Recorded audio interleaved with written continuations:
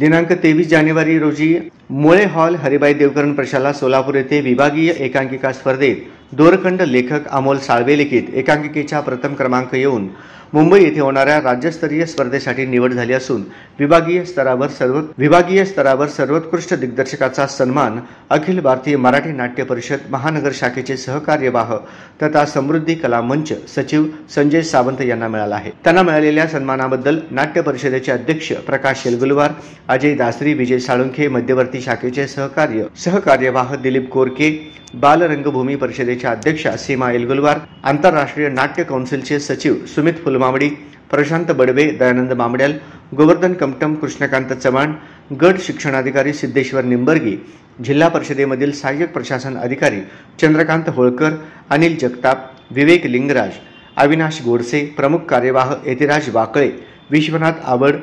अस्तित्व बेकर्स फाउंडेशनचे सचिव किरण लोंढे यांनी त्यांचे अभिनंदन केले।